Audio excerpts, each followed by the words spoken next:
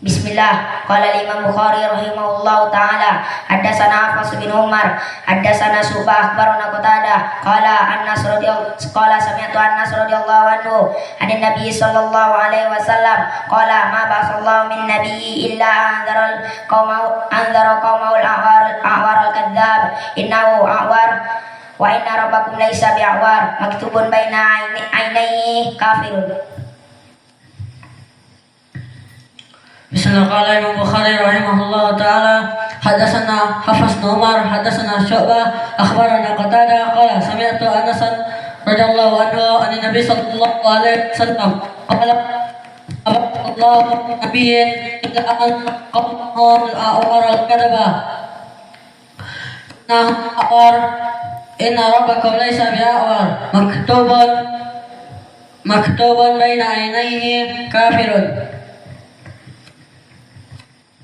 Bismillah. Qala Imam Bukhari rahimahullahu taala, hadatsana Hafs bin Umar hadatsana Syu'bah akhbarana Qatadah qala sami'tu Anasan radhiyallahu anhu anin Nabi sallallahu alaihi wasallam qala ma basallahu min nabiyyin illa anzara qaumahu al-a'war al-kadzdzab, inna a'war wa inna rabbakum laisa bi'awar, maktubun baina ainaihi kafir. Bismillah. Qala Imam Bukhari rahimahullah ta'ala haddatsana Hafs bin Umar haddatsana Syu'bah akhbarana Qatadah qala sami'tu Anasan radhiyallahu anhu an Nabi sallallahu alaihi wasallam qala ma ba'atsallahu min nabiy illa anzara a'war qaumahu a'war kadzab, innahu a'war wa inna rabbakum laysa bi'awar, maktubu baina ainihi kafir. Adlamu mimman dhahaba yakhluqu ka khalqi fayakhluqu durrah au liyakhluqu habba au liyakhluqu sya'irah. Dan begitu pun di dalam hadis Aisyah yang muttafaqun alaih, asyaddan nas adaban yaumal qiyamah alladina yudahuna bi khalqillah. Dari dua hadis ini maknanya Allah Jalla wa Ala di hadis Abi Hurairah, siapa yang lebih, maka tidaklah yang lebih zalim kepada Allah mimman dhahaba yakhluqu ka khalqi, yang membuat, menggambar makhluk bernyawa seperti makhluk yang aku ciptakan. Di sini menjadi pendalilan tentang haramnya menggambar makhluk bernyawa. Dan di dalam hadis Aisyah lebih tegas lagi, asyaddan nas adaban yaumal qiyamah alladhi yudahuna bi khalqillah. Sebesar-besarnya adab bagi mereka orang-orang yang membuat, menyepertikan ciptaan Allah.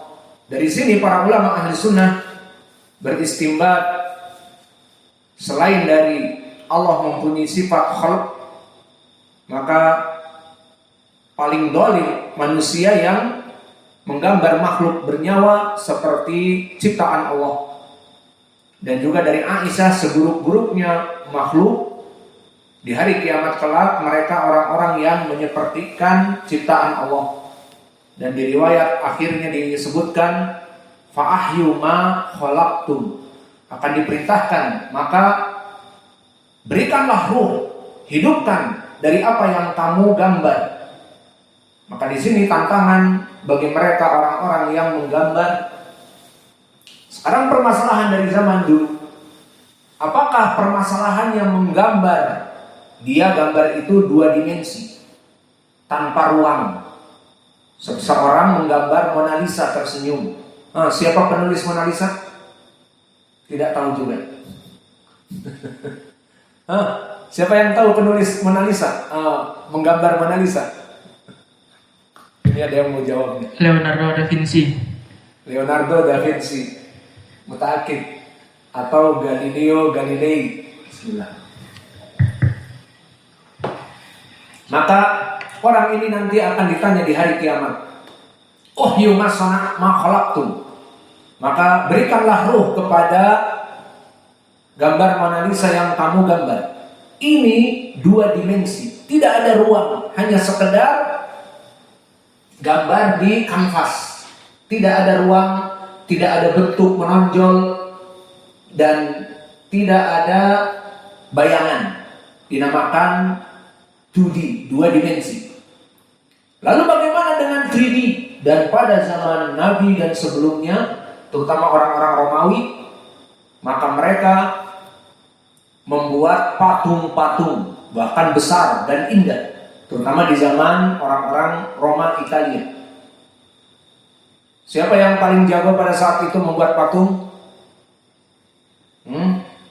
Michelangelo membuat patung seperti manusia. Ini pun dilarang. Di dalam hadis yang diriwayatkan oleh Imam Muslim dari Ali radhiyallahu anhu, wala tada timsalan ila tomastah. Maka tidak boleh mendapati patung 3 dimensi, bentuk manusia dari depan, dari belakang, dari samping, dari atas, dari bawah kelihatan. Maka ini lebih daripada hanya sekedar gambar 2 dimensi seperti contoh Mona Lisa tersebut. Maka di sini hukumnya sama. Maka oleh sebab itu para ulama mengatakan hukum menggambar dan membuat patung sama, masuk kepada larangan selama menggambar gambar bernyawa. Mona Lisa perempuan, gambar bernyawa, ada hidung, ada mata, dan begitu pun Michelangelo membuat patung-patung dengan tubuh kekar seperti binaragawan ataupun bodybuilding. Maka terlihat otot-otot dan tenaga dan sebagainya, alhasil mendekati sekali kepada penciptaan makhluk. Maka dia akan masuk kepada hadis ini, asyadun nas adaban yaumal qiyamah al-musawwirun. Dan disebutkan alladzina yudahiuna bi khalqillah. Kalimat yudahiuna bi khalqillah menyerupai makhluk Allah. Gambar 2 dimensi masuk. Gambar patung 3D masuk. Sekarang lebih lagi. Gambar dia 2 dimensi dan bernyawa. Namun dengan adanya video maka lebih masuk lagi. Kalau tadi Mona Lisa gambarnya hanya 2D, 2 dimensi, tidak bergerak, tidak berbunyi. Sekarang dengan video yang ada bisa bergerak. Bagaikan tadinya menggambar perempuan, sekarang bisa bergerak, berjalan, dan berbicara, bahkan ada suaranya. Maka bagaimana dengan hukum video? Dimasukkan kepada gambar apa tidak? Silakan dipikir. Agar bisa minum. Maka di sini para ulama yang mengikuti sunnah dan ditakutkan terhadap fitnah menyebutkan seperti Syekh Kami Mukbil, maka video lebih parah lagi daripada gambar. Jika sepakat ulama zaman dulu barang siapa yang menggambar di kanvas, di kertas dengan pena wajah seseorang, ada mata, kepala, dan information bahwa itu adalah gambar perempuan, gambar laki-laki, gambar kambing, maka haram. Padahal hanya di kertas atau di kanvas dengan pena, hanya sketch tanpa warna. Maka bagaimana jika dengan video yang berwarna, di mana dia itu perempuan berwarna putih dan rambutnya hitam, ya akan seperti itu. Dan bahkan berbicara, bisa didengar suaranya dan bisa bergerak. Maka ini jelas lebih mendekati kepada makhluk ciptaan Allah daripada gambar 2D di zaman dulu. Maka ini ulama-ulama yang hak yang mengatakan bahwa penggambilan video dengan hukum taswir itu lebih jelas lagi. Karena the point is bukan masalah ini kan sekarang bergerak dan dulu tidak bergerak. Justru lafaz yudahiuna bi khalqillah menyerupakan makhluk Allah mana yang lebih dekat. Itu ilahnya. Kenapa ilah tahrim di dalam taswir? Karena yudahiuna bi khalqillah, menyepertikan makhluk Allah itu. Adapun permasalahan mereka para ulama yang menyebabkan akhirnya bermudah-mudahan dalam perkara, mereka mengatakan berbeda antara larangan surah di zaman Nabi dengan zaman sekarang. Nah itu butuh dibahas kembali. Akhirnya dari fatwa-fatwa seperti ini mereka bermudah-mudahan.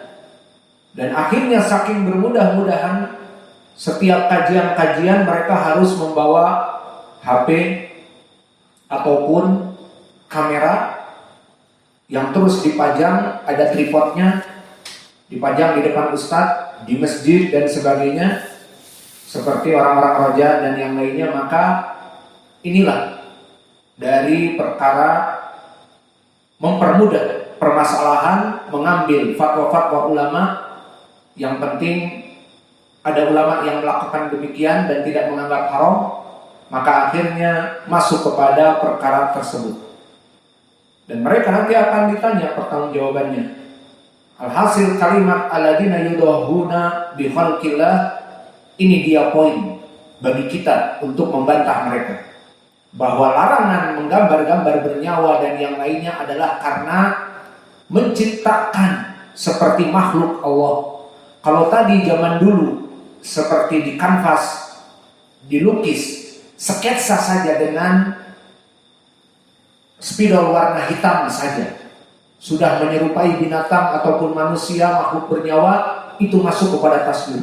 Min babil aula dengan di zaman sekarang video, jelas sekali dia berbicara dan bersuara dan bergerak, dan ada juga bayangan 3 dimensi dan sebagainya. Maka ini jelas ibrahnya yudahiuna au yudahuna bi khalqillah. Maka inilah dari sifat yang disebutkan oleh Imam Al-Bukhari dan diinginkan oleh Imam Al-Bukhari dari sifat al-khalq.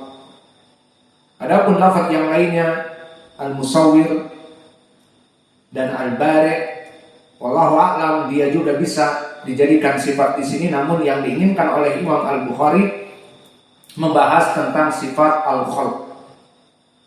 Maka Allah dinamakan al-khaliq dan dari sifatnya menciptakan. Kemudian kita karena sudah adzan, kita masuk kepada sanad. Qala Imam Al-Bukhari rahimahullahu taala haddatsana Ishaq. Maka Ishaq di sini barakallahu fikum, Ishaq ibnu Mansur Abu Ya'qub Al-Qausad Al-Marwazi, dan dia derajatnya di atas derajat thiqah. Maka telah disebutkan oleh para ulama seperti Abu Abdillah Al-Hakim An-Naisaburi yang menulis Mustadrak, ahadul a'imah min ashabil hadis, dia adalah seorang dari imam dari ahli hadis, minaz zuhad wal mutamasikin di sunnah, dan dari orang-orang yang zuhud dan dari orang-orang yang menghidupkan sunnah. Berkata An-Nasa'i thiqatun sabtun, maka dia di atas derajat thiqah. Dan Utsman ibnu Abi Syaibah juga menyebutkan thiqatun saduq. Dan berkata Imam Muslim ibnu Hajjaj An-Naisaburi thiqatun ma'mun, dia adalah thiqah ma'mun, ahadul a'imah min ashabil hadis, dari imam muhaditsin.